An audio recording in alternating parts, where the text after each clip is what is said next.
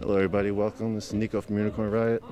We're here live outside of George Floyd Memorial mural. Here's the George Floyd Memorial Square. There's a discussion and a gathering. 5 or 10. It could be either. It could be somewhere in between. I hope you've been thinking about those questions we asked you. I hope you've been talking to new people. I hope you've been thinking about Malcolm X. I hope you've been thinking about revolution. There are burritos left. There is whole ass boxes of food left. I hope you fucking dibs one. You better dibs one soon. I hope you're thinking good and hard and long. Y'all those loves. And when we gather back again, we're gonna have a discussion. No more speeches. It got a little too speechy. I'm doing a speech right now. Whoa! We'll be bringing it back. And it'll be a motherfucking discussion of the people. The people. The people in the power. Don't you laugh at me? Okay, you can laugh at me. I'll allow it. All right, so you heard DJ Matty giving the heads up as to people are back gathering in 5 to 10 minutes. It is Malcolm X anniversary of his assassination 56 years ago, and people are gathering here at George Floyd Square. We started here at the mural on this part of the stream. Sorry if we had some connection difficulties on the last stream and you tuning in. Never mind that stream. This one is the one. So again, people are gathered for Malcolm X, who was assassinated 56 years ago in Audubon Ballroom. A lot of new information has come out about that, really implicating the FBI and the New York City Police Department. Malcolm X's family has released a letter from one of the people who said that they were involved in the assassination of Malcolm X. It was given to the person who said that they were involved, actually also passed away, and so their son gave it to the family. Anyways, check that out on the internet. But in the meantime, you see, as the city meets our demands for justice that is written on this scripture, there is demands here at this George Floyd Square. The demands are called the Justice Resolution. The Justice Resolution is 24 demands where the people are actually holding this space with those demands in mind, in demand. And as they hold the space, they seek those demands to be met. A couple of them have been met. Here is one of the barricades. This is the East Barricade here on 38th Street in the Chicago area. Again, we are at George Floyd Memorial Square at a commemoration of Malcolm X. Right here is the Black Fist. The fist has gone through many different maneuvers and changes. It has also been opened at one point. Different artists, I believe. I'm not sure exactly the specifics on the artistry, on the people, but different artists, possibly the same one, but I think different, have also participated in creating this. You see even the pieces up on the top above Cup Foods. Cup Foods is where the store that called the police on George Floyd's car was parked right over here. You see Dragon Walk on the right side. You see that little camera that's next to Dragon Walk's building, sticking out from it.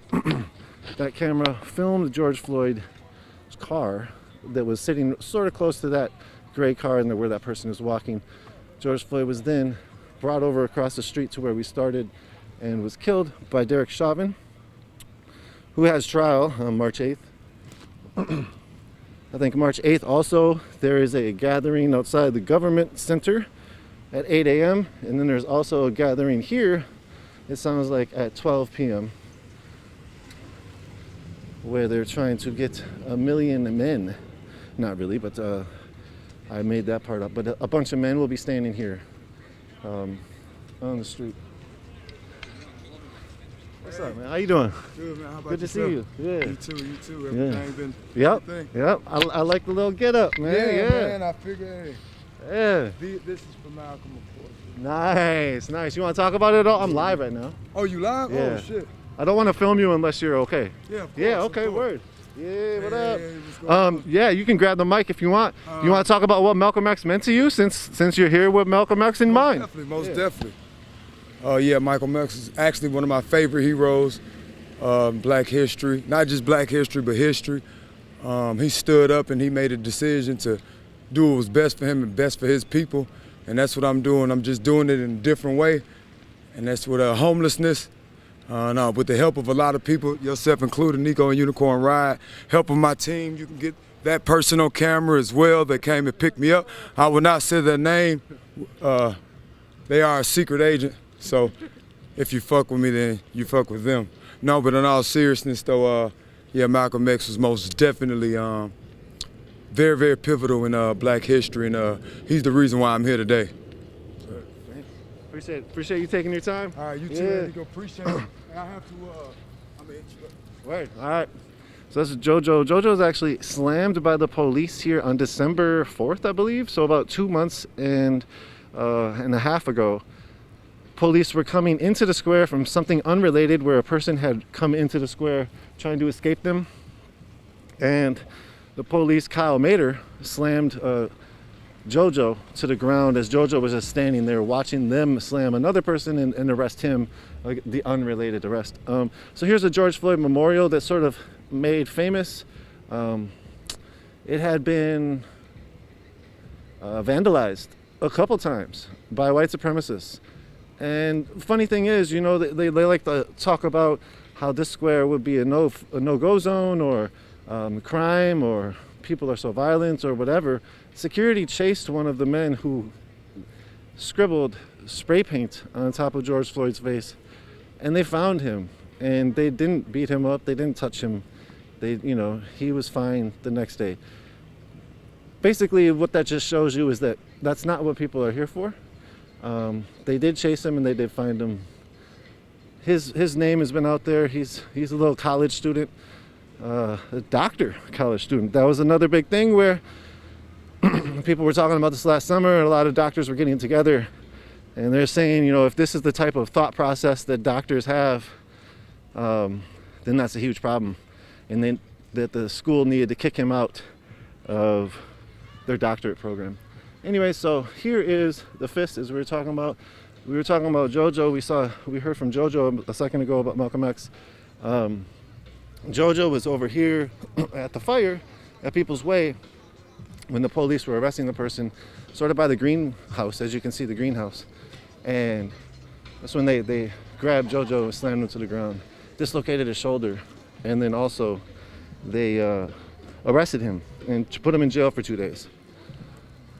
So here is the George Floyd Square Community Information Bus Shelter. You see even the bench, George Floyd Square. Right here is a thing for Xavier Hill, who was also killed by police very recently, January 9th, 2021.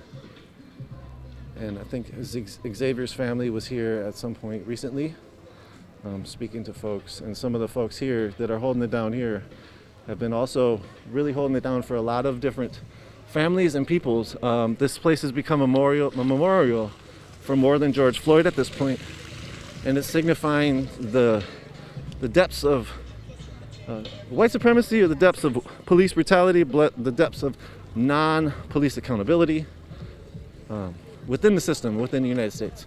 So you see here that there's food. You see that person moving the box of food. There's been there's the excuse my language, there's the Fuck 12 community kitchen. That Fuck 12 community kitchen has become pretty beneficial for a lot of people doing their thing out here, and they're handing out food today. You see this bookshelf?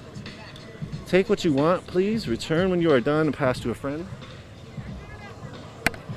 Out here, it's a whole community out here. These are a bunch of children books, a bunch of adult books too, but mostly children books in the beginning, with a very high emphasis on Black history, from Black authors. And so you see now it's actually a lot of adult books as well. But this is the bookshelf. This is one of, so you see it's created in 2020. Take what you want, please return when you can, or better yet, share with a friend. And then you can support them by bit., and they have the bit.ly. So that's just one of the many community facets up here. Again, we had the greenhouse, or they have the greenhouse, so you can see right here. There's been the gardens that have been out here. You can't see them right now, but they're sort of in that area where the white snow is overlapping them. This is the People's Way. This is the community gathering spot. You see a bunch of snow, or a bunch of wood out here because there's a fire space in the middle. We got some artists doing some art now. Some tunes from Pharoah Monch in the background.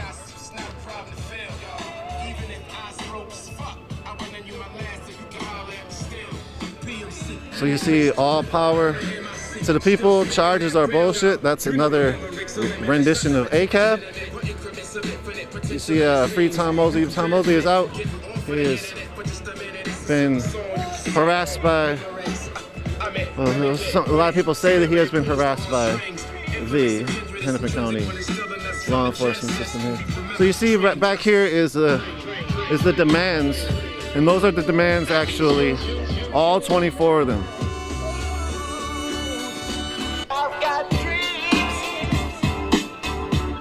Again, these demands are the Justice Resolution. This is the old Speedway. Right here is Paul Castaway. He was killed by Denver police. Again, this place has become more than a memorial for George Floyd, but it again started at George Floyd and will always be a George Floyd memorial here. You see, these are put up here early June. They're still here. You see a stop line 3. This place has become a gathering point for a lot of different networks of resistance that are staging different mutual aid campaigns for people that are houseless, to the resistance at line 3, to trying to help people to get me and Burrell get out of jail, which he was freed from prison. He was in prison for a very long time, about 20 years, for the murder of Taisha Edwards. Taisha Edwards was killed up the street on 33rd in Chicago, early 2000s. Here's some porta potties that have been out here.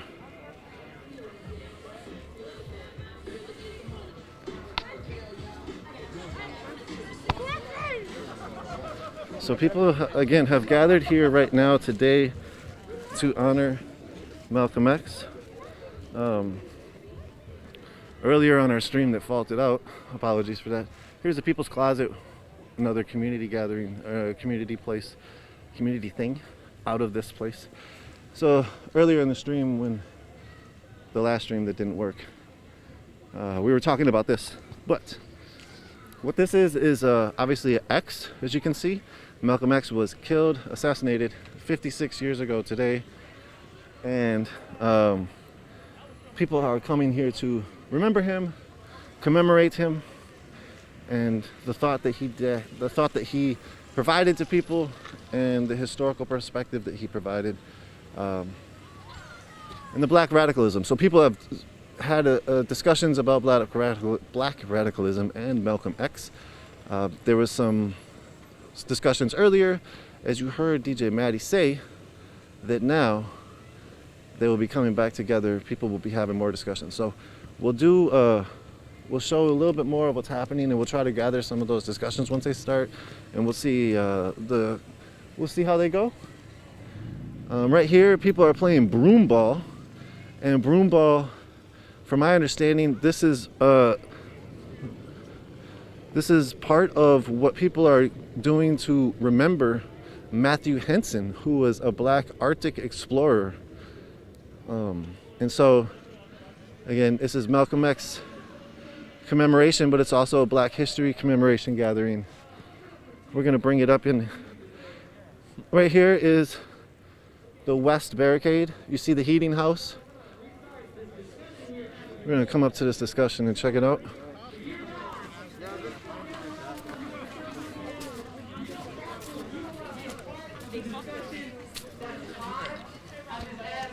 If you don't want to be part of the discussion, you either stay quietly and listen, or walk away so that we can hear each other, you know? So if I can get everybody to regather, we're gonna do the same as we have done before.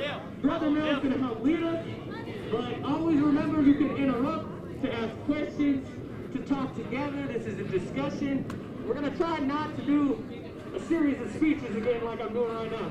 All right, so no more motherfucking speeches. We're having a conversation. All right, we're having a fucking conversation.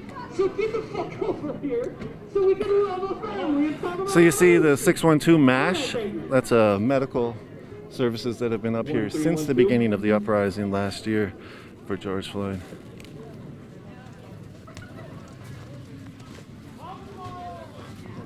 We'll check out some of the art before we'll let people gather for a second, and then we'll check out some of the conversation. I got one in the mic. There's brother man. I'll give you all that. Everybody running not on colonial time, thank God.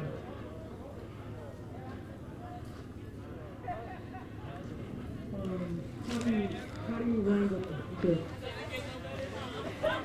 We keep the fires that keep our people warm. Support GFS firekeepers, wood purchases by donating here, and then they have the Venmo. I don't know if you can see that.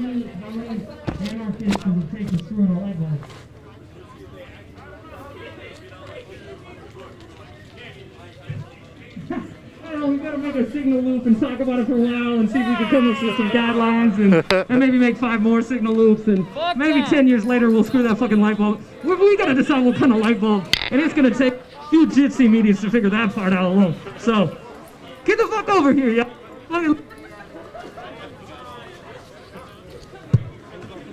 Maddie is a comedian as well. So. Yo, squat up. Hey, squat up. Squat up. Discussion's happening. It's time to meet up over at the People's Way. Do it up, do it up. All right, so where we left off before was, why aren't there more markings of Malcolm X throughout your city, throughout your colonial calendar? That's what we're referring to it as. And why isn't Malcolm X more prevalent, as prevalent as Martin Luther King? And Mel Reeves, you were telling me, wait, you serious, Marie? Go ahead. I think something for us to keep in mind of why there's not a lot of Malcolm X's in communities is that a lot more people have voices, and there's a lot more of a platform for different people to say how they feel. And I think another reason why Malcolm isn't as prevalent as Martin is because Martin was more palatable to people. And you can see that even though his politics were pretty radical, that he's watered down now. Whenever you learn about historical figures, Martin is one of the main ones that a lot of people hear about. And like I said, he's more palatable to people. He can be more easily associated with. He was just out there singing Kumbaya with people, and that was it. And forget about the fact that they were beaten and all that other stuff. So that's just kind of my 2 cents on that, but yeah. Martin Luther King was also profitable too. 3 years ago on a Super Bowl commercial, they used his speech on a Dodge Ram commercial. Just a side note. I know, right? I didn't even know that. That's wow, capitalism and racism. The reason why I think that MLK doesn't get the recognition is because we want to keep hiding the truth from white people and from the people who would be angry about the truth, and continue to perpetuate white supremacy in a system where people benefit. Let me get my words together. Hang on. So I'm going to infect the mic. They can't bastardize Malcolm X like they bastardized Martin Luther King. They can't take Malcolm X's words out of context like they can Martin Luther King. They can't say, oh, Malcolm X wouldn't like that. Malcolm X wouldn't want you burning down buildings. Hell yeah, Malcolm X would be out here for us burning down buildings. And really so would Martin Luther King, because he said that rioting is the voice of the people that go unheard. There's never been, like, people saying that, all these white people on Twitter talking about how Martin Luther King would be so ashamed. Bitch, he would be ashamed of you. He would be ashamed. Like, I sometimes, and I talked about this with Thank you. One time I talked about this with one of my white friends. I was like, do you think Martin Luther King would have spoke if he had known how his words would be switched around today? Like, do you think that Martin Luther King would have given his famous speech if he had known that any of the words in his speech would be used by white people against the black, the LGBTQ, the otherwise marginalized? And what would that have looked like for Malcolm X? Because we all know at the end, well, most of us know at the end of their lives, they actually kind of switched beliefs, where Malcolm X was actually becoming more of that kumbaya that the capitalist overlords like to perpetuate. And MLK was becoming more radicalized and more like, yeah, burn that shit down, yeah. And another thing that was pointed out to me in very recent history is that they didn't decide to assassinate Martin Luther King until he started talking about capitalism, because it's so buried that Martin Luther King and Malcolm X were pro-union and pro-worker. It's like there are so many things that happened all at the same time. Like Martin Luther King and Anna Rice were alive at the same time, and yet we treat history like it's such separate, isolated events. So all of these social justice warriors, as we call them in 2021, were out here working for the same system at the same time, and I feel like there's also a benefit in keeping those figures isolated in how we present them as well.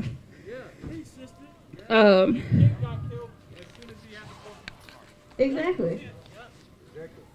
So to go back to your question, why does Malcolm X not get the clout that he deserves? Because if Malcolm X got the clout he deserved, I don't think there'd be any white people left. If Malcolm X got the clout he deserved, I don't think there would be any white people left. Well, I do want to turn that out then. If we're talking about, thank you.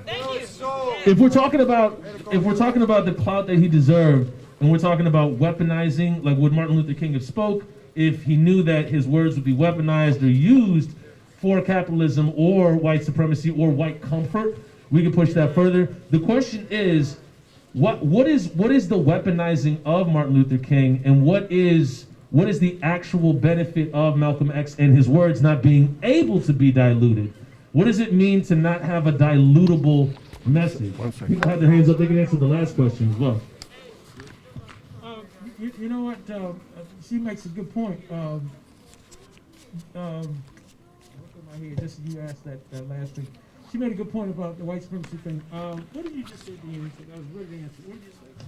I said, what does it mean to not have a dilutable message? And then before that, I said, would Martin Luther King have spoken had he known his messages would have been weaponized for white supremacy, capitalism? I just found him. So, if you ever watch the anybody watch the movie Malcolm X? Yeah. Okay, so in that we used to joke and say, Mike Lee left, Malcolm X in a zoot suit for a whole hour, right? When you watch that movie, it's a trick takes place. Now I'm gonna be clear about this. So there's folks struggling. There's two different struggles going on in our community, black community. There's a struggle to free ourselves against racism and discrimination, and screw everything and everybody else and leave capitalism in place. You hip to this, right, sister?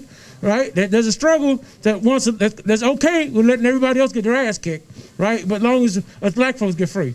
You see the difference? And so, speaking of watered down, that movie left Malcolm X as a narrow nationalist, because that's what Spike Lee was, a very subtle thing.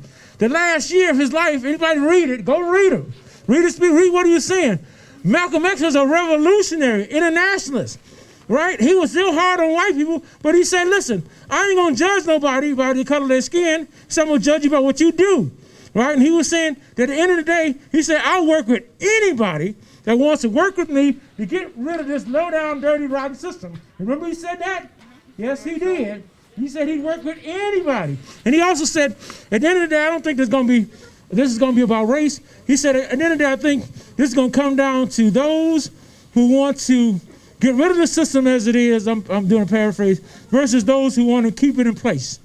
Yeah, that's what he said. And so, yes, the watering down happens in a lot of different areas. It happens among us black folks. They water down Malcolm X to fit our version of Malcolm X we're comfortable with, because a lot of black folks ain't comfortable with revolutionary. And the other piece that they water down MLK that's real slick is that you hear him say, well, MLK talked about people being judged by the content of their character, right? That's a real slick move. But you can't judge people by the content of the character. It's not fair, because you already discriminated against black folks. You held us back. Now you're talking about we want everything to be fair. That's bullshit, right? Because things weren't fair. Now you did something, right, especially to black folks, so that black people didn't have to say. You follow what I'm saying? So now they want to say, well, we don't want to do nothing special for black folks. Everybody can stand up. That's crap. So you see, that's how to use MLK. Try to say, well, MLK said that we're all equal, right? And everybody should be judged by the content of the character. And that's all good, but that's not what he was saying.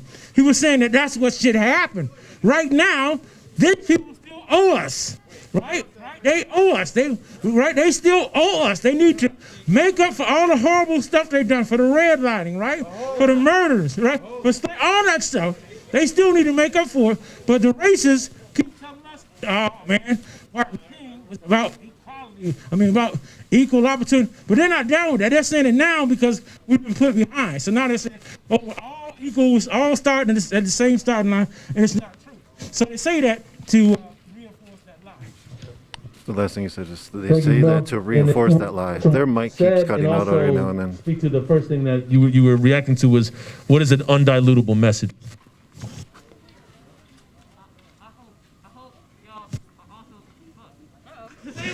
Hello! I feel like I'm going to start fucking calling on people, so you better been thinking about shit. Okay? That's all. That's a threat. Y'all got to talk. You gotta keep the microphone close. Keep the microphone close. Oh, well, it's kind of hard to want to keep the microphone close when Hey, all right. I ain't think the mic wanted me to. Answer your question. I think you create people. So, all right, let me get closer to the speaker. No, but to answer your question, I think it creates more people like me.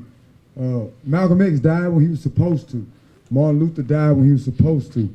Just dating all the way back, our ancestors died when they were supposed to. They died in order for us to live, and created people like me that really don't give a fuck about how people feel, because I say what I feel, and I feel what I say is true because I'm wholehearted.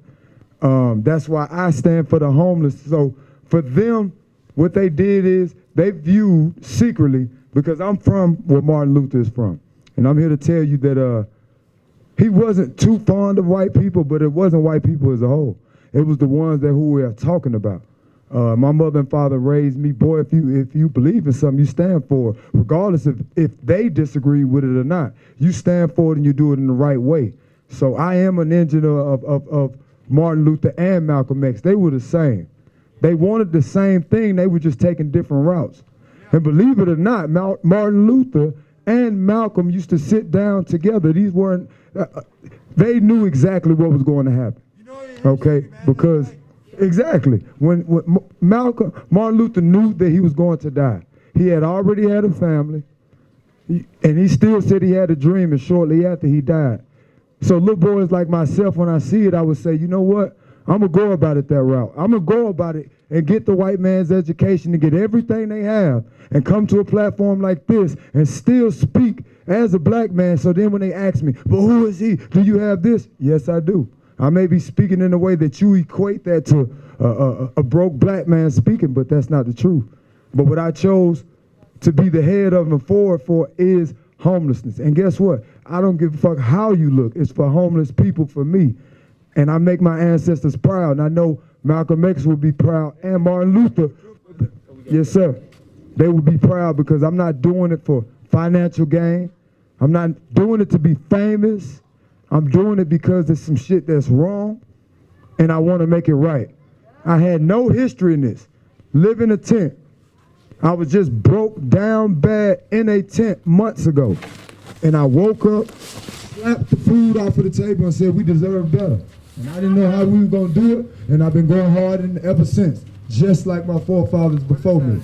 They didn't know how they were going to do things, but they knew if they got a power greater than themselves, that they could get it done. And I'm glad that they did that, and I'm glad at the time in which they died, because every so often becomes a Joe two times and just don't give a damn, and he gets his power from them. So for days like this, I'm activated. So, I love you, JoJo. Love you too, Alicia. See ya. Hey, so what I was gonna say, I think there's so many different aspects to it. For one, it's a generational thing. I'm not saying, because me personally, I'm 24. You know what I'm saying? So when I came out, it was a lot more like, it was a lot, how am I trying to put it? So you look at the older black generation, and especially, they're taught to be, in this capitalist society, they're taught to be, to work a certain way, and it all stems back from slavery, you know what I'm saying? You know, you're supposed to be a certain type of way, you're supposed to have the American dream, you're supposed to work towards what you can get, and you know, like, it's something that's unachievable for us. And so when you have that same mindset growing up, you know, you have to install that into your children. And I think right now things have become more and more radicalized. I think that, what was the question again? The question was, what does it mean to have an undilutable message? When we were talking about Malcolm X and what they said. Oh, for that, also, like, to say what you want to say, like what was spoken on before, it's like what was said, they're two of the same people, you know what I'm saying? And that's when it comes back for the generational thing, because if you go to when the era was back in the 60s, back in the 70s, you know, there are certain things you could and could not say. Yes, they were radical, but also they didn't want to die. Now, I'm not saying, like a revolutionary always said, if you're going to live for the revolution, you can die for the revolution. You know what I'm saying? They knew that they were going to die because they're revolutionaries. But it's not like our goal is, at the end of the day, is not to die. Our goal at the end of the day is liberation. You know what I'm saying? So the diluted message, as time went on, I believe Malcolm X had more of a platform because of what MLK did to be able to say the things that he could not say. You know what I'm saying? And that's what I got to say to that. Yeah, we're here live in George Floyd Square, a discussion about Malcolm X on the 56th commemoration of his. People are, you know, I mean, we look around and what do they say? We're 75, 85% water. I think there's always going to be someone somewhere who's going to say something against your message. So I think with that, having a message that's undilutable means having more people, more bodies, more minds with the same message. You feel me?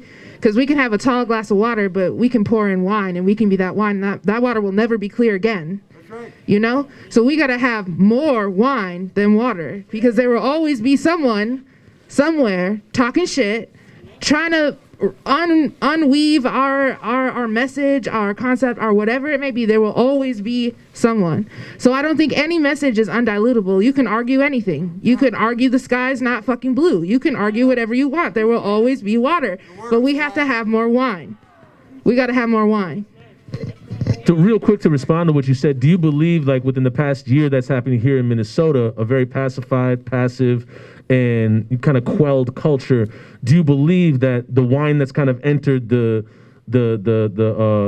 glass, if you will, is never going to go back? Like, this is going to be here for good? Or do you think that it will be diluted to the point that there will be no more actions as we've seen over the past year here?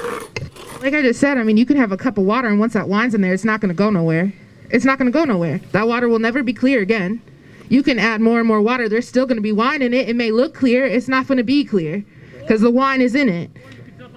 Or you could dump out the fucking cup, and you can fill it with just wine. You feel me? You feel me? You feel me? Thank you, Touch. Just be stronger wine. You're never going to keep the water out. It's like... When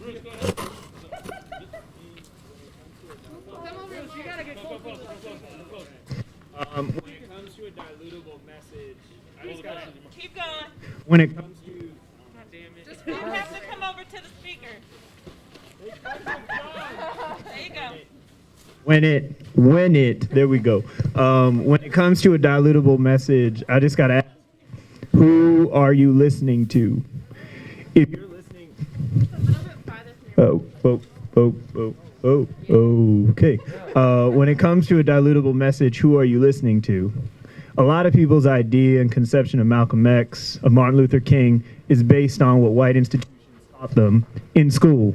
And there's a lot wrong with that, but that's not their fault. When it comes to Twitter, that's a diluted message. When it comes to the legacy that these men led, that has nothing to do with what they said and had everything to do with what they and those who walked with them, who marched with them, did. The support systems that they provided. What a lot of people don't realize is during these protests, people went out of their way to provide food, went out of their way to provide transportation, went out of their way to provide housing. But the reason why people don't talk about that is because you cannot productize people's autonomy and self-reliance. So the question becomes, if the message appears diluted, who are you listening to? Are you listening to the people who want to turn that into a product to be sold?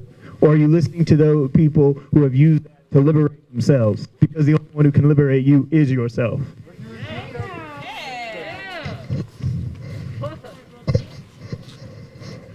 I think going back onto like having like a undilutable message, I think it's super important. You got, forever white liberals and even white conservatives using MLK's message as like diluted and like to frame it as equal, everyone's equal character, or like getting like, or like, black and white liberals getting, Malcolm or Martin Luther King's message and like promoting black capitalism and like stuff like that. And it's like, you can't do that with like Huey P. Newton's words. You can't do that with Malcolm X's words. So like, mainstream media and like all that stuff, they're not quoting those figures. And up until recently, like Jamal Bowman quoting Fred Hampton and not finishing out we're not gonna fight racism with racism, we're gonna fight racism with equality, but not finishing out, we're not gonna fight capitalism with black cap, so it's like, I think having an undiluted message is very important, because I mean, otherwise it'd be used for like counterinsurgency or like, like, I see commercials for Black History Month where they're like quoting Martin Luther King and like they were strongly against capitalism if you look into their message, and like they're using it to promote black capitalism and all this extra stuff. So, like it's actually super trash. When you say counterinsurgency, I'm curious, like, what is the power of counterinsurgency? What is the power of commodifying black speakers and leaders? Like, what has that effect been, real quick?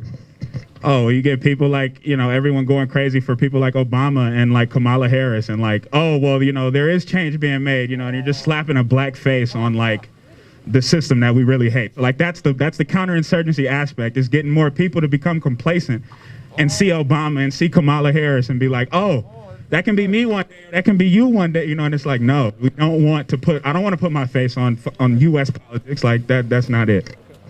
You could also even say, would you go further and say putting Harriet Tubman on a $20 bill could be commodifying it as well, right? Hold off on that, because I'm going to take my mask off. You can do that to me, though. No, I feel that. I feel Soul, that. S-O-L. Thank you, John. I appreciate you. She's got our soul. Thank you, my biggest fan right here. Thank you, John. So I hadn't answered that question, but then you brought up Obama and Kamala Harris, and I got upset all over again.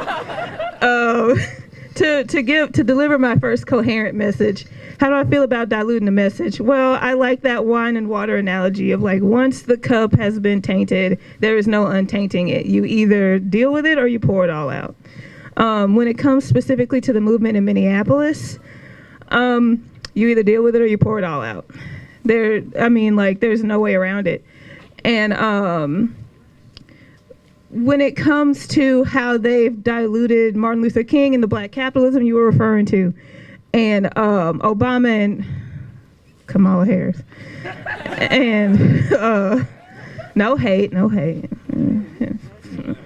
Well, I have to say no hate because we're in public. Anyway, but yeah, like, we continue to perpetuate that racist American dream of like, and then it's like, don't get me wrong, I do believe that black people need to be in politics, because we do need to play the game if we want to try to get ahead to some degree. So I'm not hating on any of that. And Obama and Kamala Harris got out there, did what they had to do, and now they're president and vice president, and I ain't mad at that. What I am mad at is the white supremacists that get to be these undercover racists that get to use these two faces as they pulled themselves up by their own bootstraps. Why can't you? And I'm like, bitch, we just got a black president and a black vice president in 2008. in 2020. Like, what the fuck are you talking about? Pull yourself up by your own bootstraps. After this long line, this long lineage of still yet white old leadership, and then we just replaced one white man with another old white man, and y'all want to be mad about that when he's like, okay, it's not full-blown fascism, but it's still fascism. It's still pro-cop in a world where we're calling for defunding the police and putting that money back into education and public transportation and housing. Like he said out here for the homeless people. I've been homeless before. I'll probably be homeless again. And there's not enough resources, but we have all these billions of dollars for the police who go around shooting and killing poor and LGBTQ and black and brown people, but we ain't got nowhere to put all these people in this weather. Like, that speaks in and of itself, but oh no, we had a black president and we got a black vice president, y'all. Racism's over. Woo! We did it. Like, that's on some BS. I know but yeah. But back to what you said. I'm sorry, you say Kamala Harris now every time I just But and then Kamala Harris was out here. She was a whole prosecutor that put a whole bunch of black people in jail for marijuana, and she's responsible for putting trans people in the prisons that they were assigned at birth and not how they identify as now, which puts a whole bunch of people in danger, like trans men and trans women. Like, and yet you want this to be our staple of, black vice president, end of racism and misogyny. We can't forget about the misogyny, because racism and misogyny go hand in hand. And yet we're so quick to be like, if you say, what was it? I forgot who said this, but he said, if I say something racist, there will be posters with a target on my head the next day. But if I say something misogynistic, I'll just get a few angry emails. And for those two things to be applied in the same systems that overall have the same message, just supplied to two different groups of people, not that they don't overlap at all, right? But that goes to show, like, we have so many inequities in our society that I feel like nothing's going to change as long as we continue to profit off misery. And that is so much of a greater system that needs to be tackled, because it's like you have to get through all these other systems before you can get to, hey, we're really just profiting off of misery. There's somebody profiting off of people being homeless. There's someone profiting off of black people being murdered. There's someone profiting off of how LGBTQ people went from being beaten and harassed just for being out in public to having all these LGBTQ owned business and people with the rainbow sticker outside their display windows at their art galleries, pushing gentrification into black and brown neighborhoods because the rent's cheap, but now the rent's about to go up because now your white gay ass is there. And don't even get me started on the fucking racism amongst white cisgender gays. But anyway, for sure. But yeah,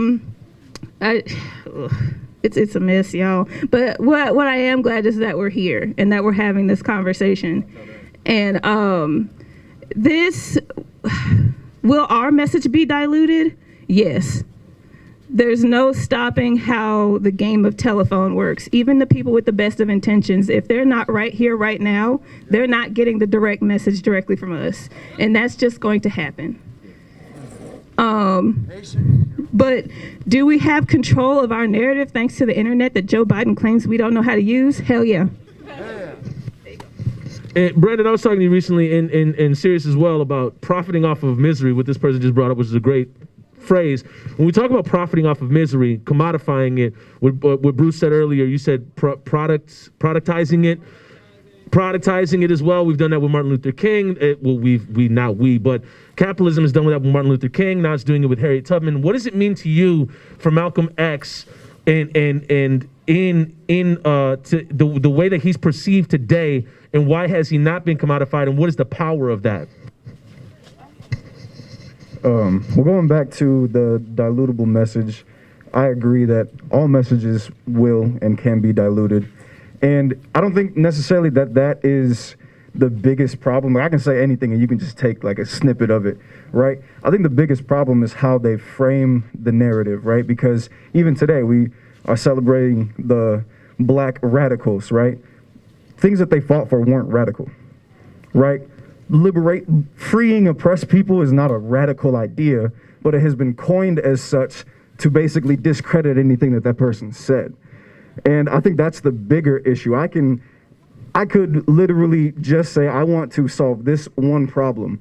If the people in charge if the people in charge are making money off of that problem, they're gonna say that that's a radical idea, right? Like, we have people out here that do work for the unhoused. We have people out here that do work for Black Lives, that do work for the LGBTQ.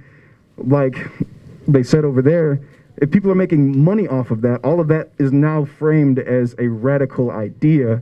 And it doesn't matter what the people say, they've just now put it into a category and they say, don't look at this. Malcolm X, he was the radical one. You know, we can take what Martin Luther, they were fighting the same fight, right?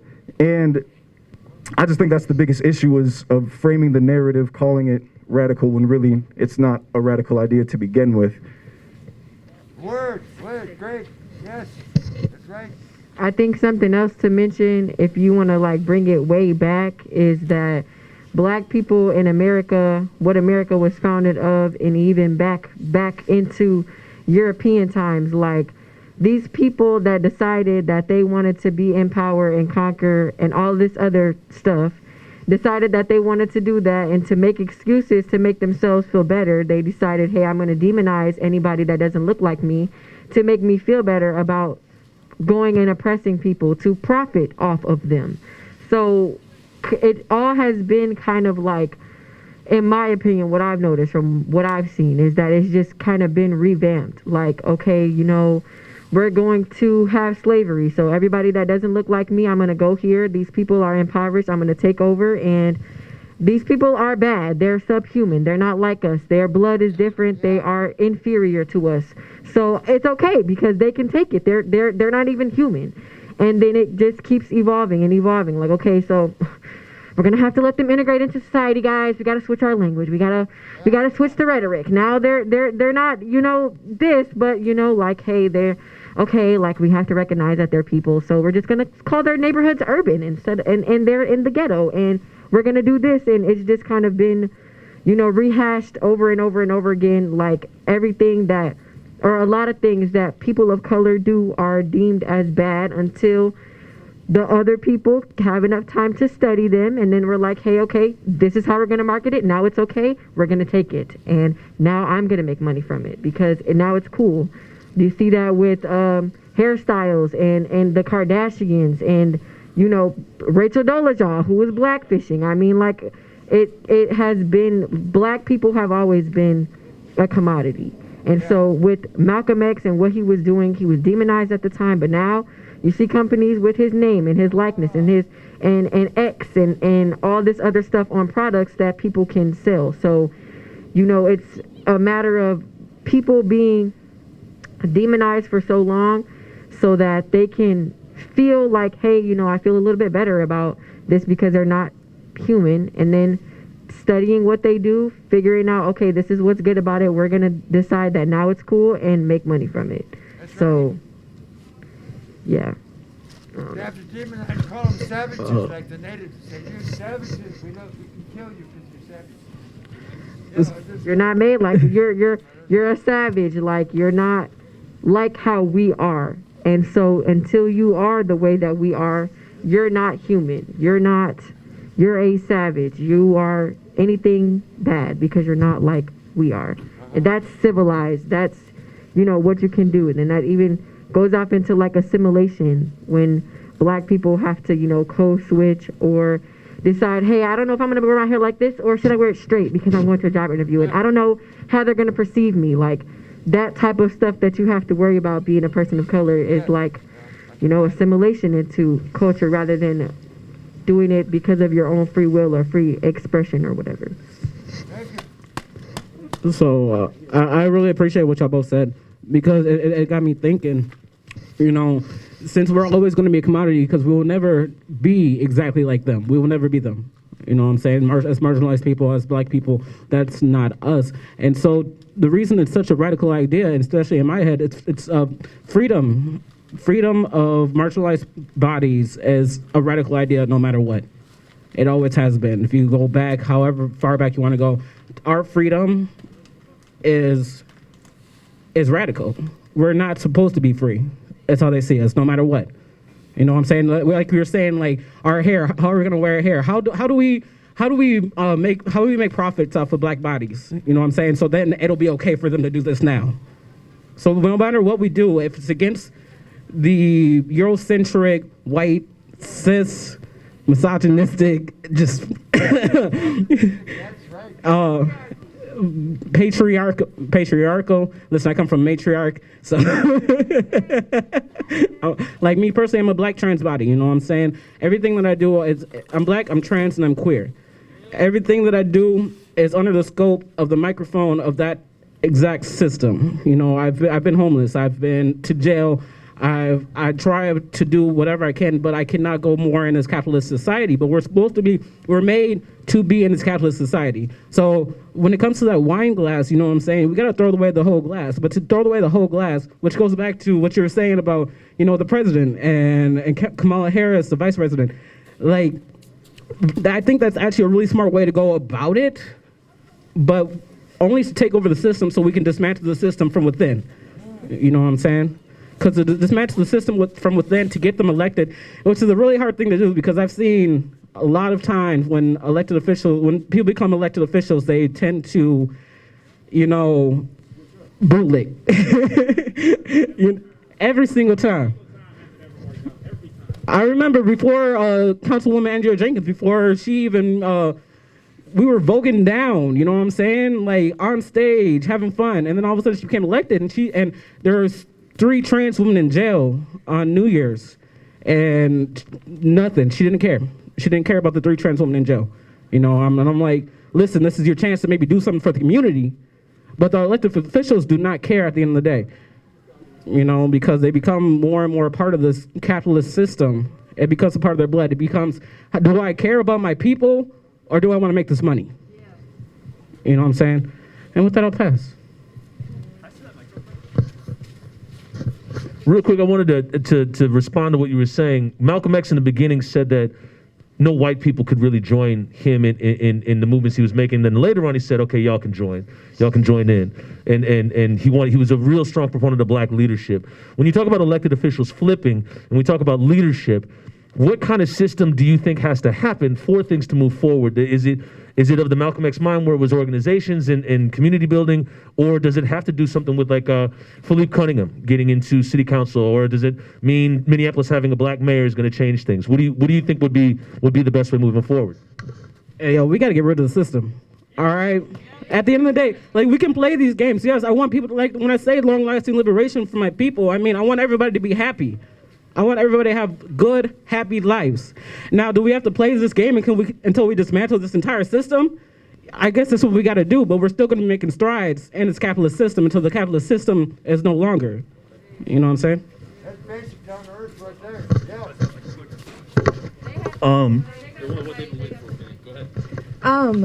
Yeah, what you said reminded me of what you said and what you said, which is like this talking about diffusing a message until it's like not as powerful. I feel like all of these movements, all of their movements of diffusing our messages are all distractions, like what you're talking about, getting black people into politics. Oh, we made it. Like, it's another distraction. Like, when my white mother is like, oh, finally, fuckface is out, like, whew, I'm so happy, like, that election day, like, I'm like, y'all don't fucking get it. It's another distraction. That's not it. That's not what we're fighting for. That's not, people are still fucking dying. And all of these people, even if they're black, that are put in the system, they're still just cogs, like you're saying. You gotta toss out the whole fucking glass. And I feel like when I think about undilutable message, it's also hard, like, unless you're there, your message is gonna get diluted. So I feel like it's really important to always be talking and explicitly saying what you mean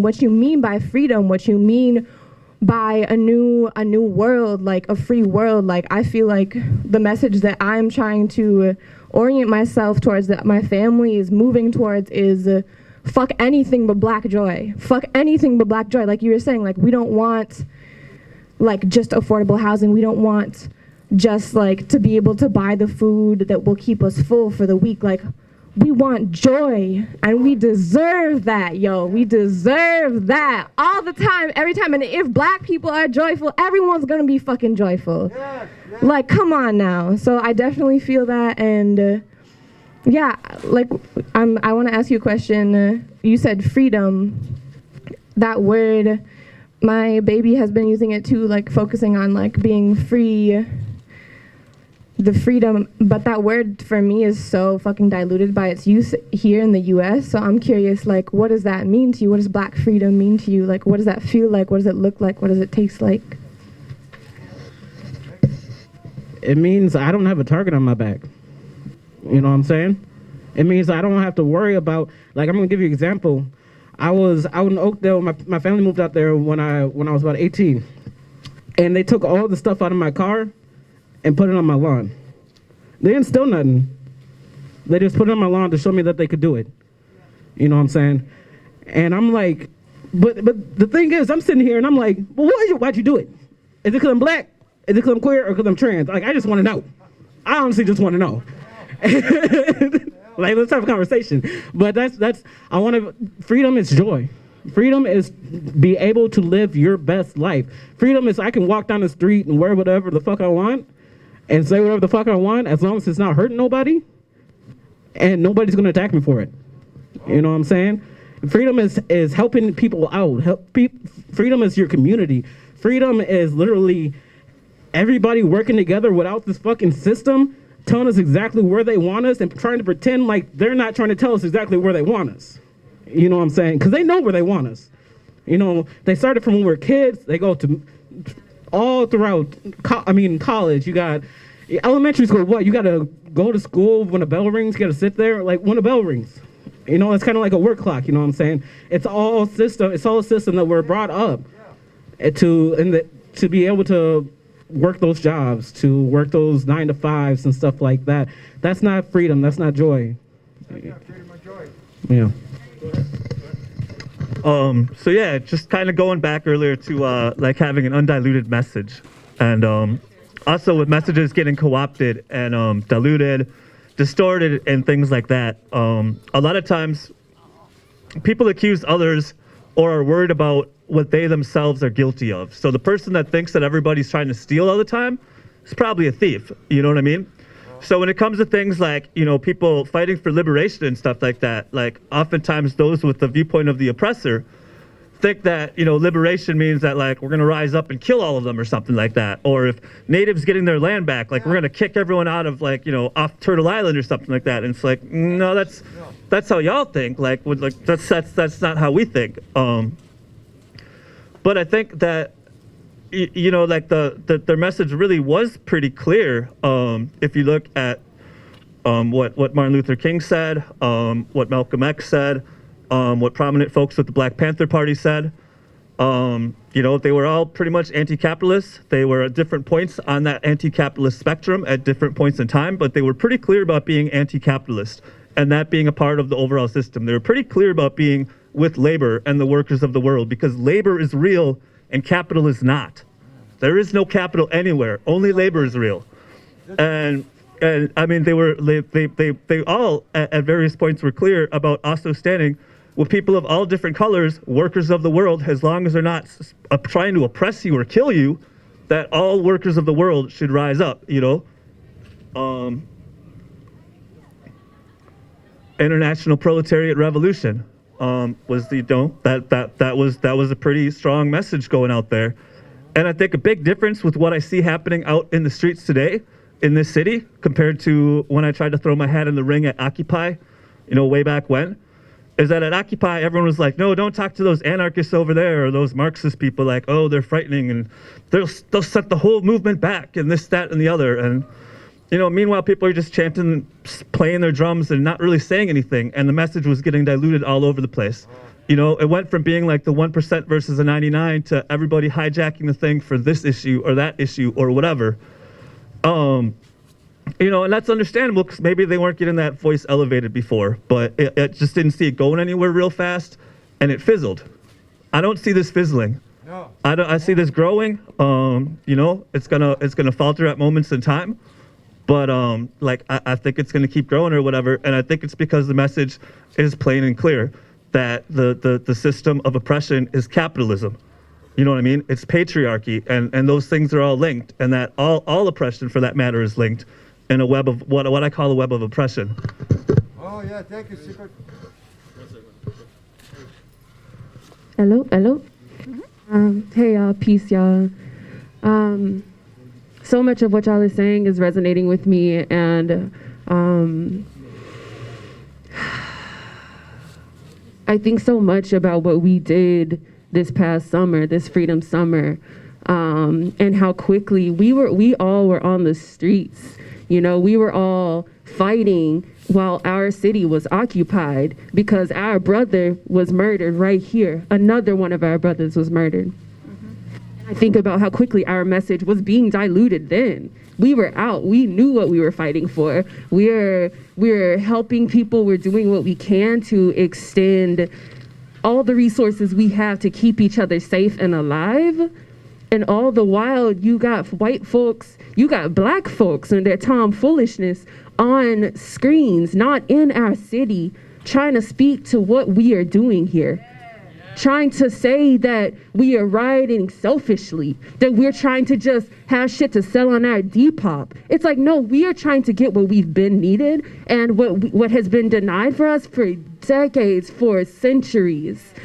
And I'm glad that you mentioned school, because I think about that ties into what you were saying about assimilation and how they, why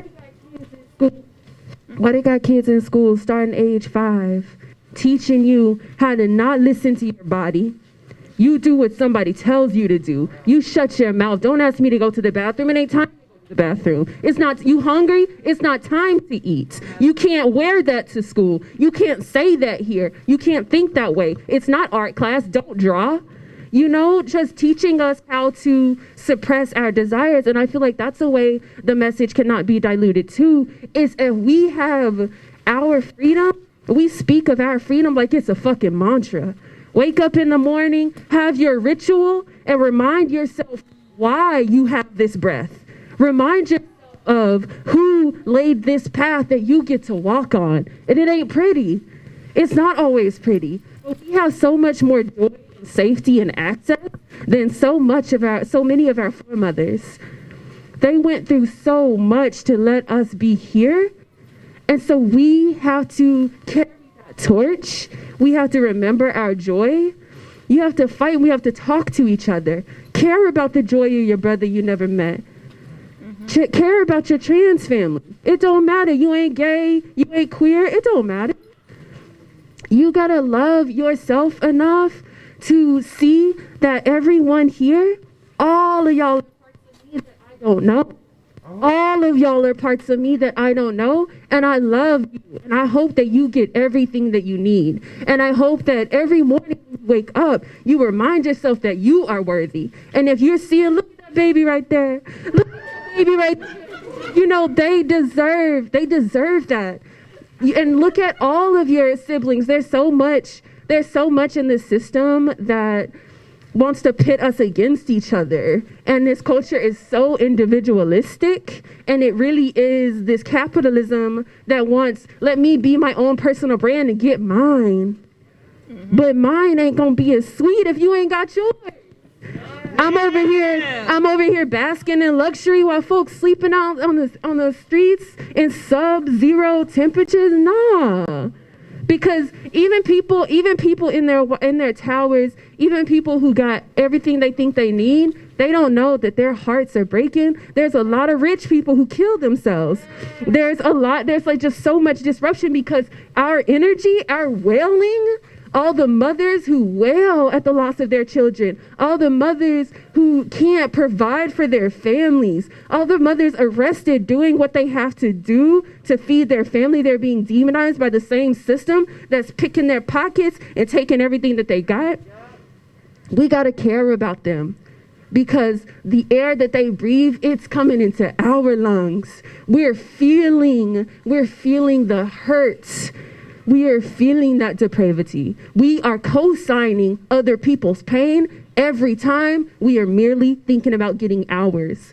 So our joy is so important, and the joy of all our kin is just as important. So you don't have to be completely selfish. Please don't be completely selfless and think you gotta give yourself away, because that's white supremacy too. They want you to be flat out down, you people walking all over you. We gotta know what we need and know what we need and be in conversation with ourselves, the folks close to us. Ask for what you need. Don't suffer in silence, and don't expect anyone else to suffer in silence. You hear somebody screaming about something they ain't got, it ain't your right to say, oh, they pretending, they don't need that money. Like, that person know what they need, they asking for it. Give it to them. And if you can't, be like, all right, I'll be right back. I know somebody who just got a dank job. They got some extra dollars. I'll get some money from them, send it your way. You do what you can, because all of us are here together, and the future is here. Malcolm X said this. The future belongs to those who prepare for it today. And we prepare for it by making sure that everybody got what they need. There's a fucking quote right here. The child who is not embraced by the village will burn it down to feel its warmth. So y'all think about the people breaking into houses. Everybody's like, oh my God, there's so much crime right now.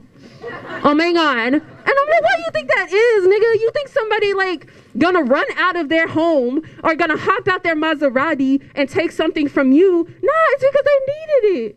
It's because they don't have what they need. It's not greed. They're not about to go take their shillings and go to their little cave and just no.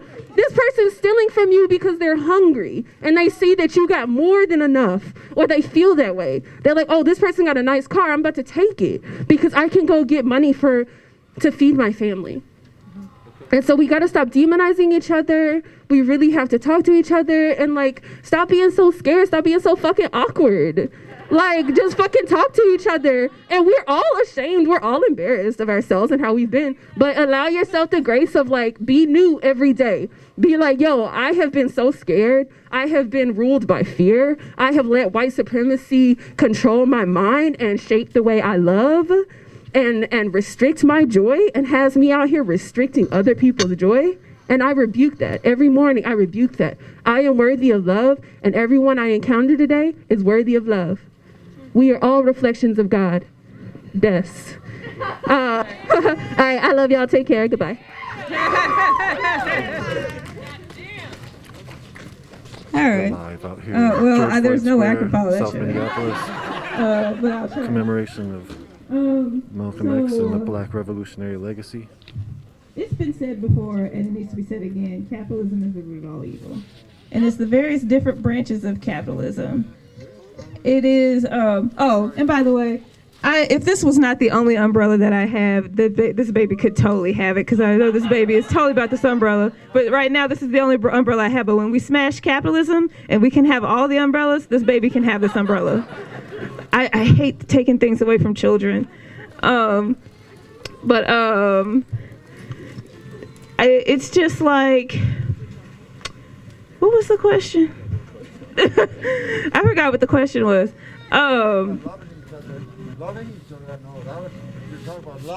We were talking about freedom earlier. We were talking about diluting messages. Okay.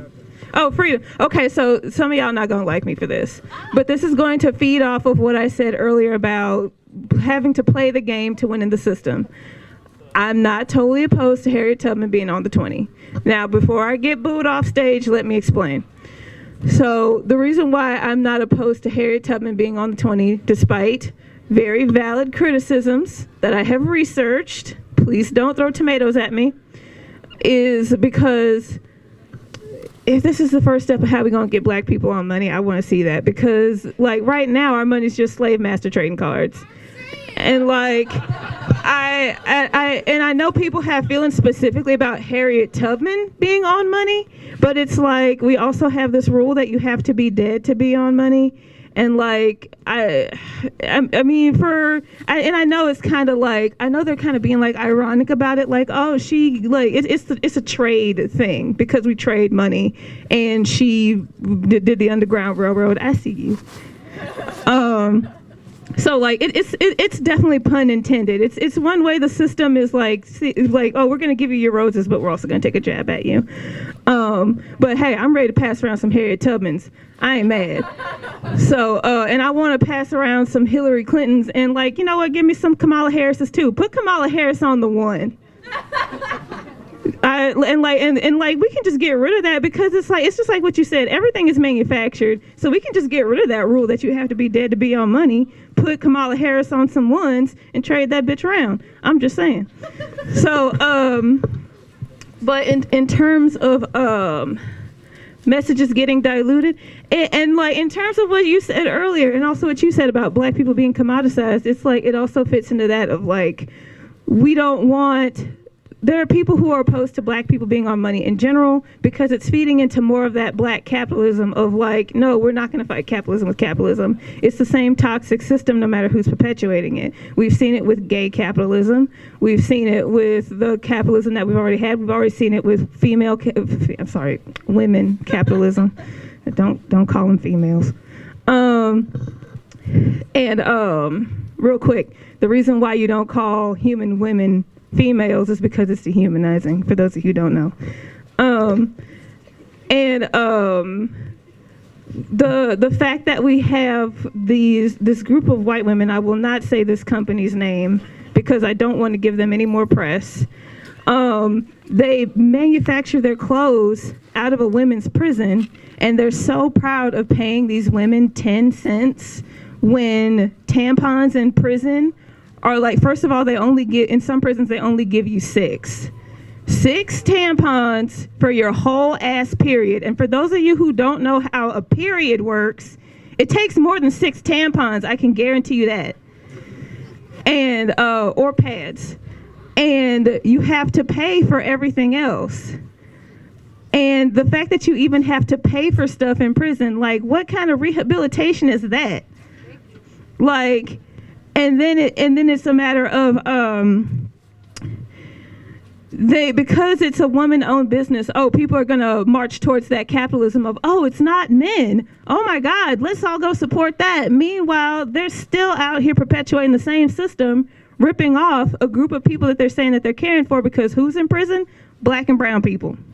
And who's running this damn company? White women. But it's like the capitalism has bought Black Lives Matter. You can throw on a Black Lives Matter do-rag or a Black Lives Matter mask like what I have on. And that is the new shield.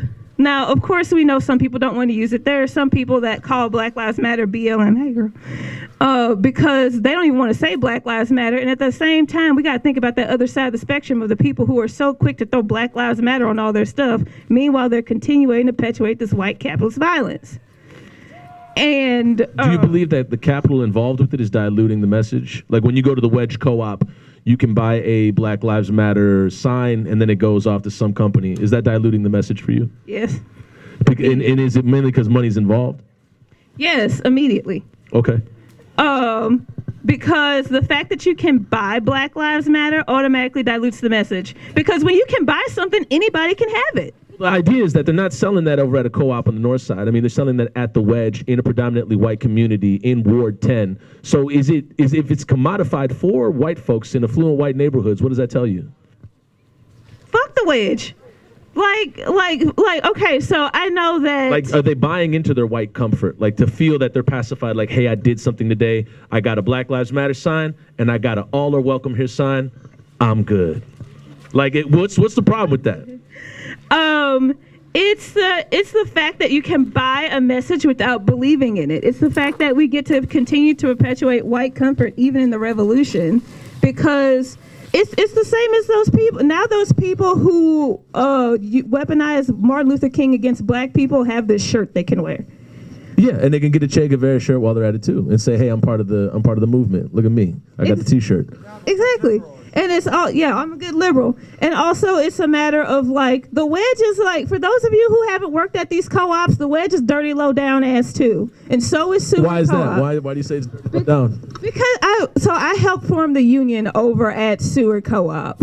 And the fact that we had to even fight for a union in a business that says that they're all about the community and they're all about their workers and shit. First of all, apparently you're not, because apparently we had to form a union because we weren't getting our stuff. And a lot of unions popped up, and a lot of companies got called out for it. I do want to get back to something about Malcolm X before he was murdered.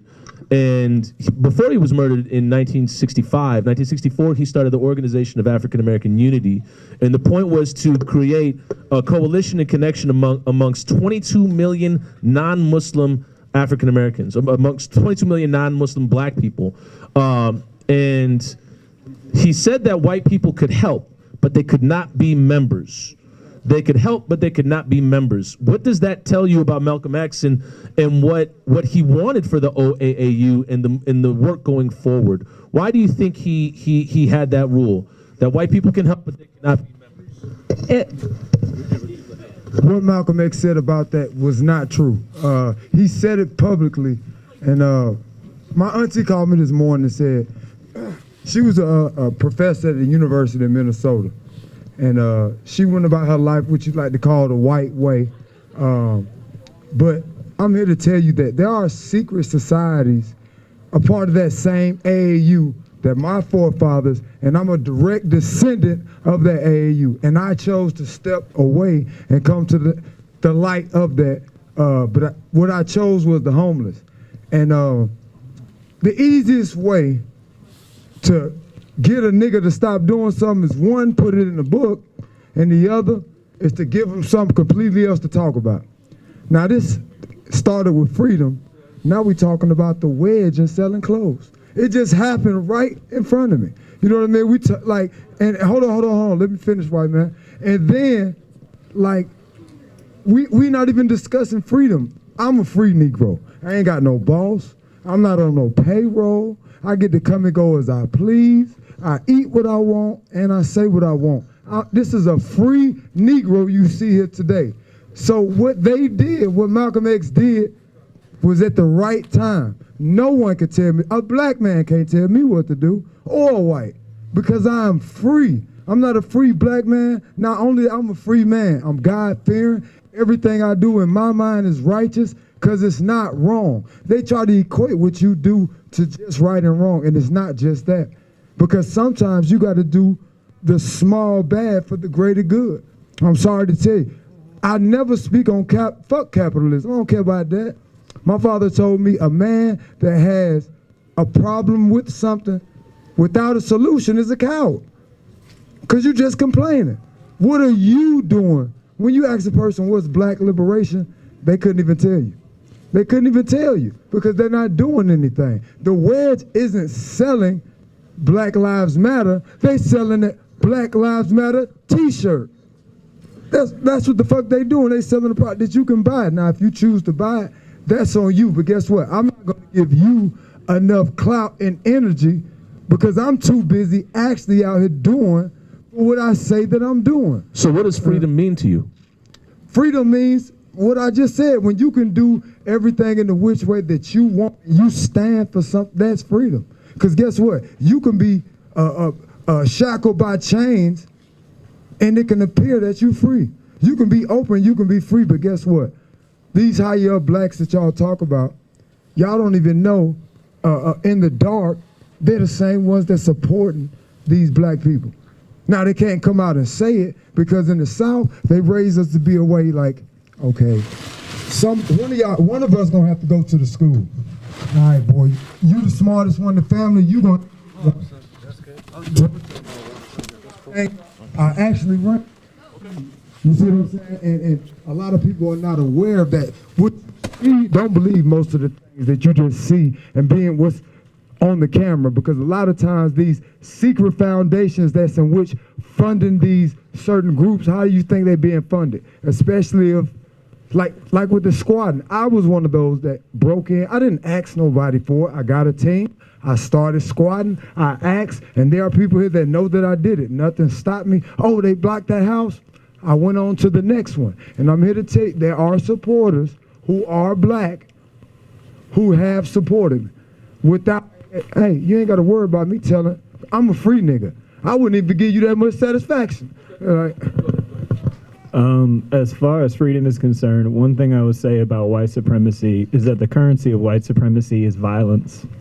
And that with that being the currency, white supremacists going all the way back to like the 16th century have tried to motivate that violence by any means necessary. If you are Catholic, kill anyone who's not Catholic. If you're Protestant, kill anyone who's Catholic. If you are capitalist, kill anyone who's not capitalist. So I just want us, when we talk about freedom, to be mindful about how we play into a narrative, a structure, a system that basically says that the only way you can dignify yourself is by destroying something else. What do you think freedom meant to Malcolm X when I originally went back to the OAAU, and that we kind of divvied off of that whole question? When that was the last organization he put together and said, only black folks should be a part of this. What do you think freedom meant to him when he made that statement? Freedom is affirmation. Freedom is looking at other people and saying, you're not a threat to me. You have a right to exist. I have a right to exist. And my existence does not need to circumvent or overwhelm who you are as a person. And I think Malcolm X, after he came back from Mecca and he saw cultures and he saw people who had separated themselves from white supremacy, being able to say, I affirm you as you are, as you see yourself, and I am not inherently threatened by it. He came home and he realized he doesn't have to do that to win. He doesn't have to do that to defeat white supremacy. And that system that he was fighting against will fall apart as soon as people realize that they don't have to commit to that fight. And he also spoke about praying alongside white Muslim brothers and sisters or at Mecca, and that had changed his mind as well, which I thought was interesting. Yeah.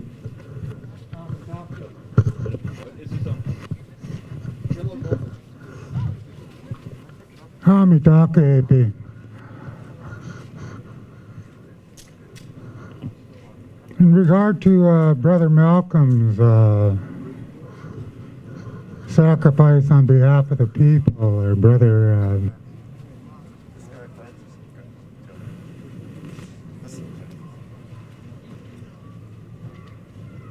the thing we call capitalism, the way I understand it through my ancestors' perspective, is just it's a euphemism for greed.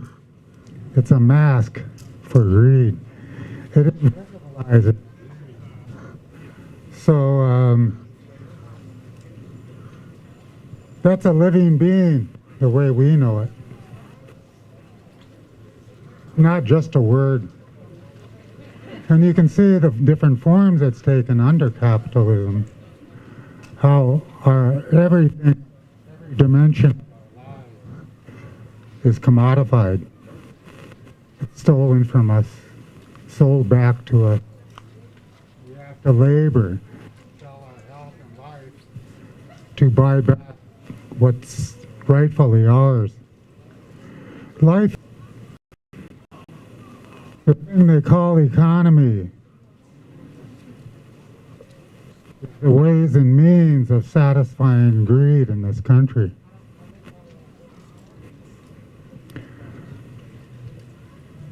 So you see that grew as human beings. They rehumanize themselves through the struggle on behalf of the people.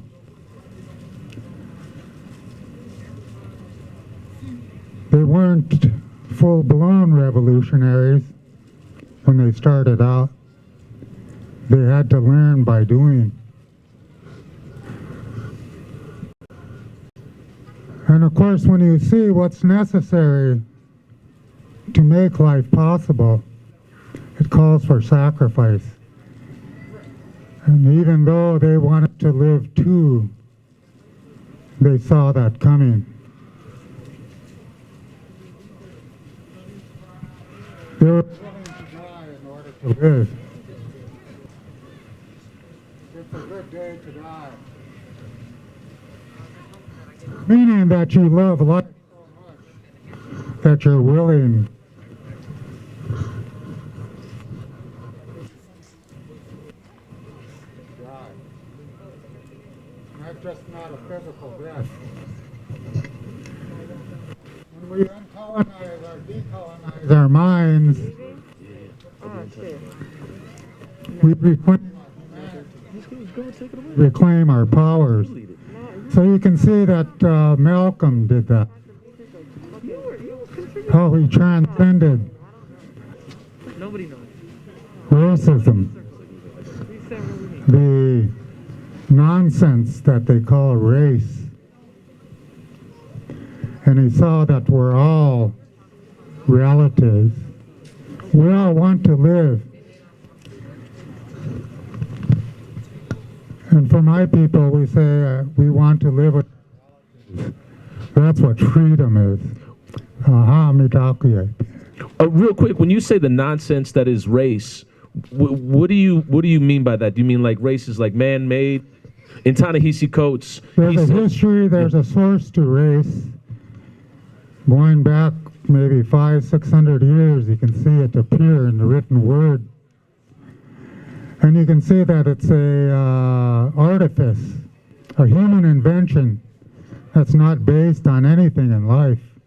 Do you believe it's been weaponized as well, correct? Yes. And of course it's used to divide us against each other. In the hierarchy of racism, of race, they placed white people at the top, that they were superior to everybody else. Everybody else were less than human, subhuman, not human at all. And of course that's necessary because dehumanization disempowers. Absolutely. And to dehumanize somebody, you have to humanize somebody. There has to be a flip to it. You have to have something that is quote unquote superior to everybody else. And if you go back, when you talk about race being nonsensical, I go back to Ta-Nehisi Coates, Between the World and Me, and when he says racism is not the father of race, whiteness is the father of racism, in that when you lost the war, hey, your people got to be slaves now, you got to build these pyramids or build this, that, and the third. When he said whiteness was the first time when people were enslaved just because of their skin tone. And it was saying, hey, you're going to be a slave not because you lost the war, but because you have melanin in your skin. And so when we talk about the nonsensicalness of race, Ta-Nehisi Coates, I always go back to there to touch on the origin of that. And really quickly, if you could just get at me, what does freedom mean to you, flying in the face of the nonsensicalness of race? Like, what does freedom mean to you, real quickly? It means that I can see through the lie that race is, that there's no such thing as any kind of racial superiority or inferiority. Yeah. We're all on the same ground. That's why we don't need leaders above us. Absolutely. And that's why we don't need to assimilate to become something other than what we were made to be. My ancestors, my people, have fought assimilation. It's a matter of course in this country. It's normalized. It's, I suppose that's commodified too. If you want to participate in the American dream, the price will be your humanity, your dehumanization, your disempowerment, your helplessness. Absolutely. And you're right, you had the mic before. What does freedom mean to you? I think freedom to me is kind of like what the sister said earlier about everybody being able to have happiness and joy, and everybody being able to have the same access, because I think that's something that we're lacking, like with poor people and you know, people being oppressed and stuff like that. Like, we don't have enough of access that's spread out equally. So having the freedom to do that and express yourself the way that you want to, in a way that's not like hurting somebody else. And I think a big part of white supremacy and what's going on in the country is like fear mongering, with kind of what you were talking about in schools, with people with the pipeline, with like a bell and everything. It just gets you ready and set up for indoctrination, to be able to be fear mongered into believing that people of color are like scary or threatening, and or even, you know, like not caring about homeless people, and what you see like, oh yeah, that's just another person on the street, oh well. Like, all of that sort of stuff being normalized is like a bad thing. And I think if we can get people to understand like, hey, I'm a person, you're a person, we are all people that just need things. Like, how can I get that to you? How can I help you? And building a sense of community so that we can all be able to pull our own resources together to help each other get there is something important in, you know, liberation and freedom. You know, like I said, understanding community. Like, it takes a village to raise a child, and whenever we can gather our village and sustain it properly is when I think we'll be able to reach freedom, you know. But Well understood.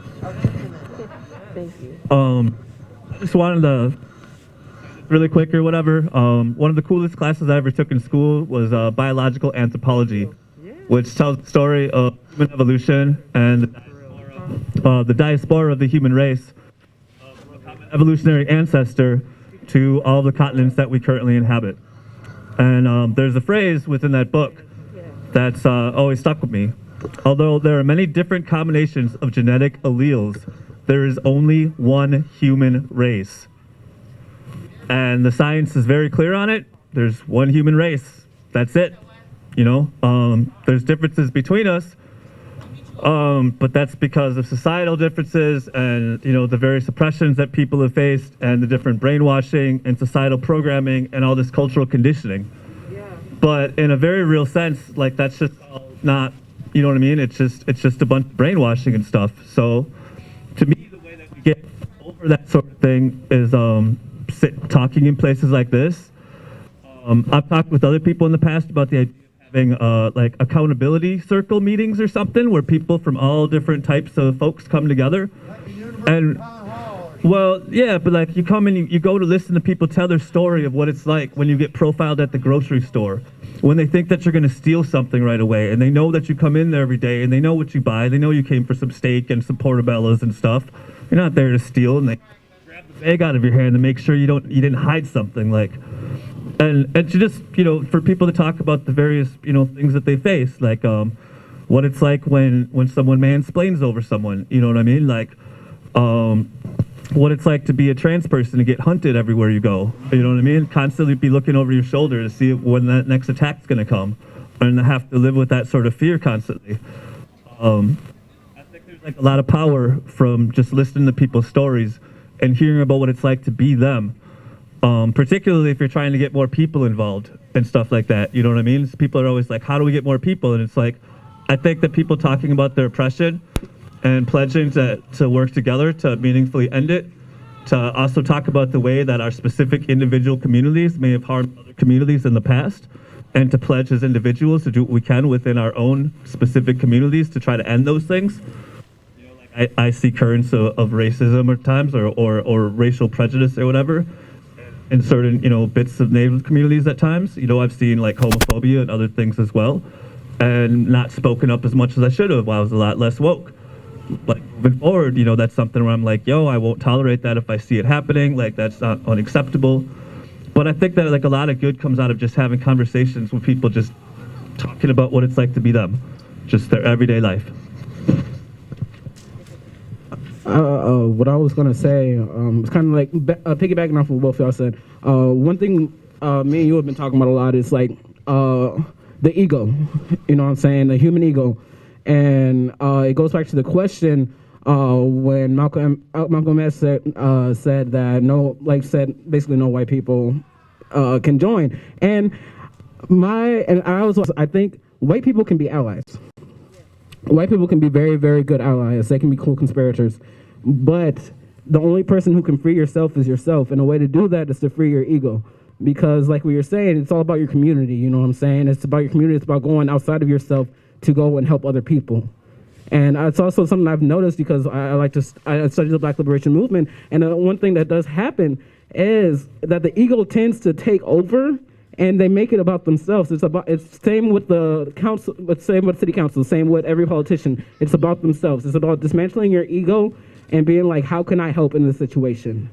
I am not the only person who matters in this situation, you know what I'm saying? And realizing that this is a community effort and not just you, you know? Yeah, that's what I wanted to say.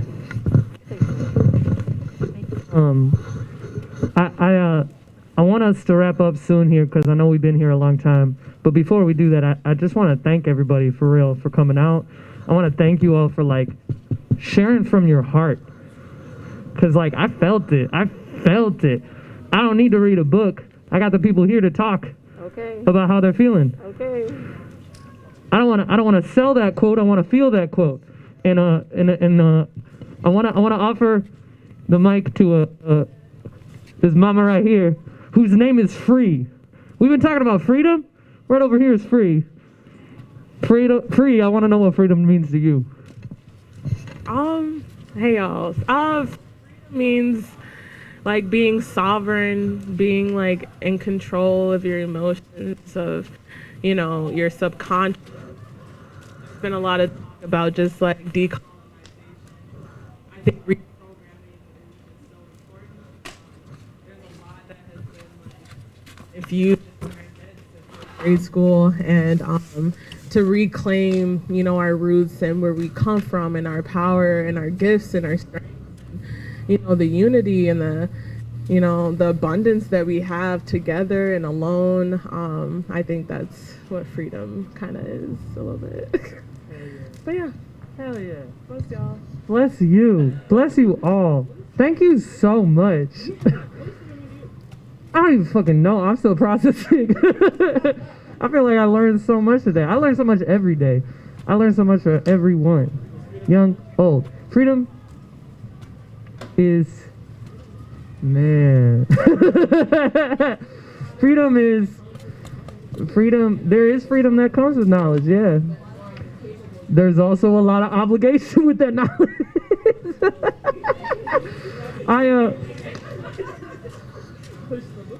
Man. Also, the thing is like you can get the knowledge, but what are you gonna do with that knowledge?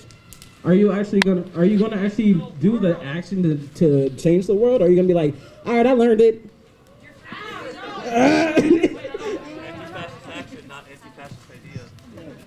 To me, freedom is us acting revolutionary and radical every single day in our love with each other. And it's not always one big fire, one big explosion. It's never over. It can never end. It's gonna be a struggle every day of our lives. And I can feel it in the struggle. It can't stop. There's not an end. I think that the end is if I'm dead. It's a marathon, not a sprint, and it's never gonna be over. And like somebody said earlier, it can dilute, and we might get to a place where it dwindles down a little bit, but we come back harder and stronger. Like look at us now. Like after what happened with Malcolm and his death, and like they were talking about like the death of ego, and when you look into what happened to Malcolm and how he died, and all that with the ego stuff and all that meddling that was going on by the FBI, and how he even got killed. It's like once we can know what's going on, and if we do our part now, it may dwindle down, and the system may find a way to like wear us down a little bit, but we come back harder and stronger. Like Black Lives Matter now, this time around, coming back around was one of the biggest movements. People all around the world was marching because we all saw what was going on, and it's becoming more widespread. And they can kill the person, but you can't kill the revolution. You know what I mean? Like, it's never gonna stop, ever. Until it happens. And everybody gonna be free until Black people free. Because in the system of white supremacy, we're at the bottom of the totem pole. So I'm glad that everybody was here. And, glad, like they said, everybody spoke from the heart. And we can keep it going forever and ever. Till we're free. Well, I heard a bunch of people throughout the whole day, especially Tucson, ask people what freedom means to them. And of course, being indigenous and Black, and also white, mix of all types of things, I think about that a lot. But I think the most recent conclusion that I've come to about freedom is that I don't want to say nobody, because I'm not trying to tell y'all how you feel about freedom, but I don't think anybody's free until we acknowledge that we're not. And so I think my freedom comes with acknowledging that I'm not free. I think right now what freedom looks like for me is, not that I wish to be this, but the white man has all the power and all the freedom to do whatever the fuck he wants. So freedom to me looks like being a white man. Not that I want to do that at all, ever, but yeah, I think that for me, being free is knowing that I'm not free, and that's freeing in a sense, because then I don't have to sit and think about it over and over. So we're all fighting for that. It's not what I mean, but I mean that knowing that I'm not free, it has been a freeing experience. So yeah, I think, does anybody have anything to say that they want to do last minute? Oh, y'all raising your hands and shit. We got 20 people left. We started with like 50. Y'all still trying to have this conversation. Y'all the real ones for Malcolm X Day. Okay, I'll hand the mic. Y'all are still here, and I love that. I just wanted to make one last circle through what I said earlier. When I said it was a generational thing, I'm not saying that there's not people who are older than me who are not in the same fight, but I think, like, I look at my parents, they're in their 50s now, you know, born in the 60s. And how much fighting have they seen throughout the time to make them want to just give up and go to capitalism? And so, you know what I'm saying? You know, because they haven't seen the freedom yet. Yeah, They've been waiting all this time. They have not seen any freedom. And so with all the generational stress that's already on top of them, at what point, I'm just glad that y'all keep going. You know what I'm saying? And yeah, that was just a circle through. You gotta survive capitalism to fight it. I mean, just for me, what freedom means, what freedom has come to mean to me today is, I guess, autonomy, like self-autonomy and then communal autonomy. And those are words that get tossed around a lot. And autonomy breaks down into two root words, auto and nomos, self-govern. And that means not just the ability to walk around and do what I want and say what I want and be what I want, and for everyone else around me to have those same rights and to be able to be free or whatever, but also to be free from a system of I can't eat unless I go to work to this slave factory place, then I gotta buy this product at the store from someone else that had to work for some slave factory place. You know what I mean? So like for me it looks a lot like food sovereignty and energy sovereignty and like having like, you know, self-sufficient systems to like free yourselves from like the corporation and the state, you know what I mean? To like be free from these sort of like, you know, oppressive things that like have us addicted to them or whatever. So like, what if the world were to come to an end overnight, you know, and how would the people eat? And I think that's a decision that the people should be making for themselves because we do a better job taking care of ourselves.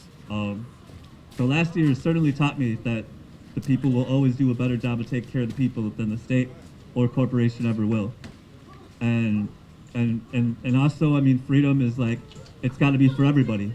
Like if people are suffering somewhere else in some other part of the world that I've never met, then that's not cool. You know what I mean? Like that's not an acceptable thing or whatever. Like we could end all these things if we just rose up and ended it. And that's what freedom looks like to me.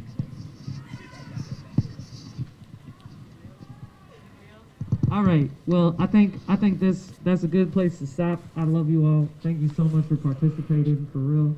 Thank you for speaking your mind, your heart. You don't have to stop talking, but I think we're gonna turn off the sound system. Maybe play some music. Cats meow. Yeah, meow, right. meow, meow. You can talk all you want. I'm not gonna stop you from your dream. So thank you all for joining this discussion up here. We're gonna do a little quick tour and then outro.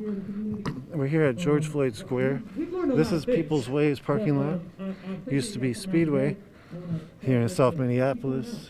This is Malcolm X Assassination Day. Right here are the 24 demands where people are holding the space with these 24 demands called the Justice Resolution.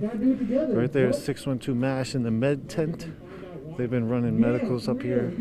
Here's a memorial to Paul Castaway, killed by police in Denver.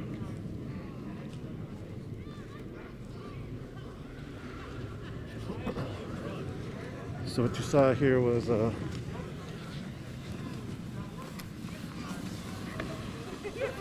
memorial for Malcolm X. You see the little baby getting sledded. There's a Arctic Explorer exhibit over here, which is commemorating Matthew Henson, who's a black Arctic explorer. This right here is some of the lettering that made the X, where people earlier sort of did a vigil for Malcolm X. In the distance you see, that's the People's Closet. In the back where the Southside We Outside graffiti is also a bunch of free goods for people, clothes and whatnot. This has become a community shelf of food and clothes and other such things that the community needs. Also helping houseless people, also just massive networks of resistance and mutual aid that have been happening up here. Here is the West Barricade. You see there's a warming house within it.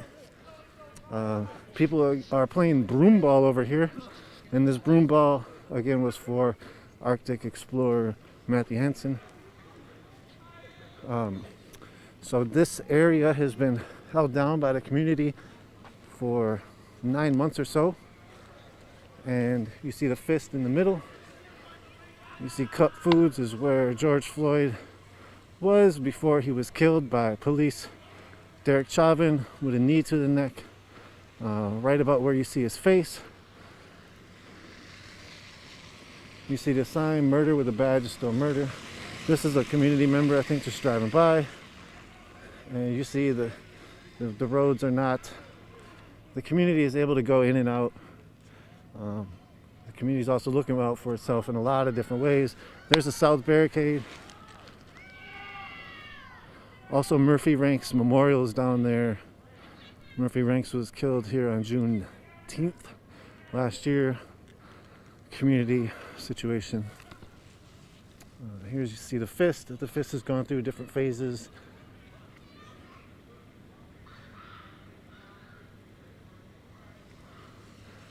So again, people have been holding this space down for quite a long time now.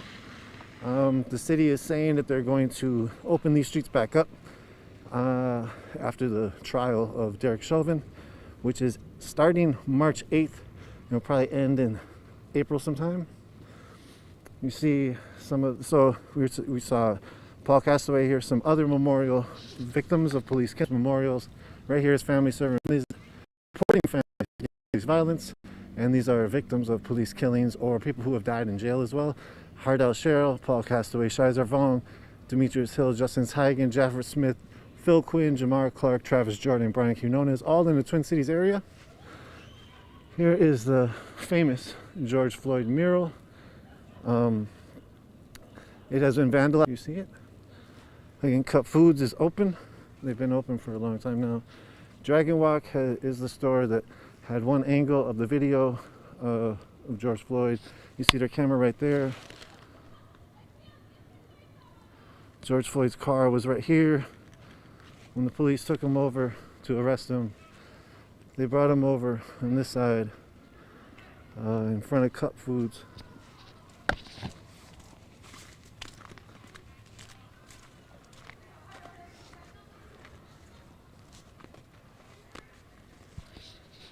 And you see that there's a memorial here now. So we'll show you some spots of this. Down the street, way further, is also, they say their name, cemetery. But this is where George Floyd took his last breaths. And the memorial still stands. People are still caring to this, tending to this, and keeping this space. Every single day, this has become a gathering spot for a lot of people, thousands of people, and many hundreds of thousands across the world. This has become ground zero. I'll show you. So you see this is a bench here.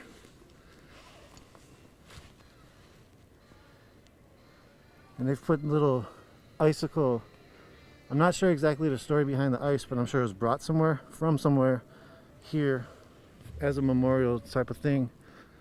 Here's another famous depiction of George Floyd. So thank you all for tuning in. Today is Malcolm X's assassination day. This is the greenhouse. We're not going to go in. And here's the community bookshelf. Today is Malcolm X assassination day 64 years ago, 56 years ago, something like that. Malcolm X, some more new information about Malcolm X. Here's the community bookshelf, as you can see. Some new information about Malcolm X is that the FBI and the NYPD have been implicated in new documents that have been released by Malcolm X's family as part of taking part in his assassination. So this, again, is People's Way. The police are talking about taking this space back over by the end of the trial of Derek Chauvin, which will be in April at some point. We'll continue to try to document what's happening up here, and we also have a special called Beyond the Barricades that will be coming out soon, within the next month. And we also have some other reporter reflections as to the George Floyd uprising that happened here in Minneapolis. Continue to follow our coverage.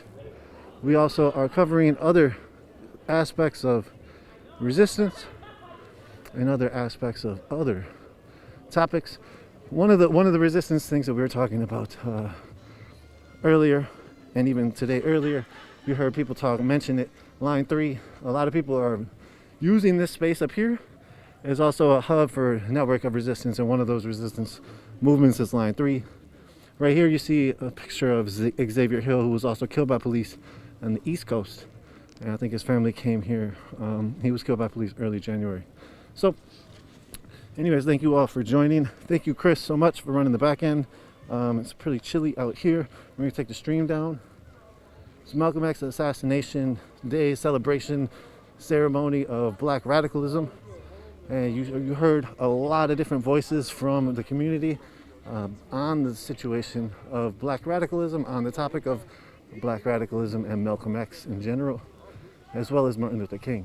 So thank you all for spending some time checking this out. Again, continue to follow our work at unicornriot.ninja. Check us out on Twitter, Facebook, Instagram, YouTube, and our website, unicornriot.ninja.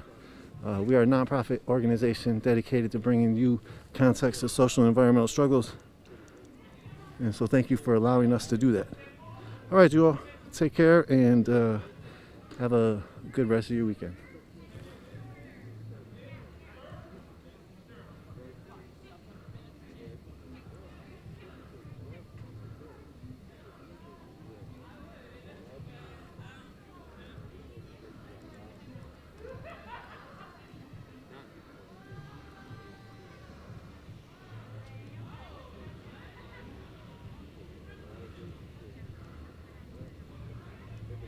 I gotta tell you this, what is the intersect